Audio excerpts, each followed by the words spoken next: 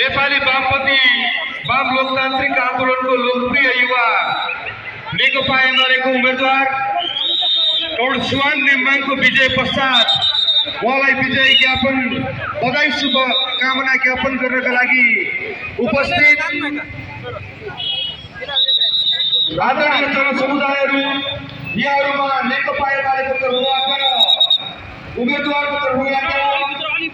मतदातालाई धन्यवाद ज्ञापन गर्ने कार्यक्रममा मेरो स्वागत अभिवादन व्यक्त गर्दै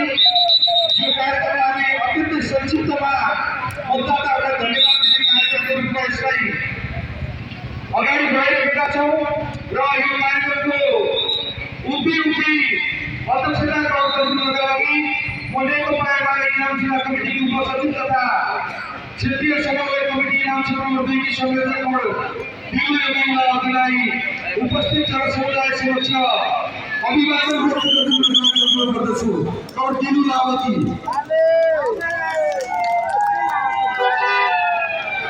यसैगरी यो मतदातालाई धन्यवाद ज्ञापन गर्ने कार्यक्रममा म उपस्थित आदरणीय जनसमुदायलाई अभिवादन व्यक्त गर्नका लागि हाम्रो पार्टी नेकपा एमाले प्रदेशसभाका सदस्य आदरणीय रामलाई अनुरोध गर्दछु। यसैगरी उपस्थित जनसमुदाय समक्ष अभिवादन व्यक्त गर्नका लागि नेकपा एमाले कमिटीका सदस्य फागुन 21 सम्पूर्ण प्रतिनिधिसभाको निर्वाचनमा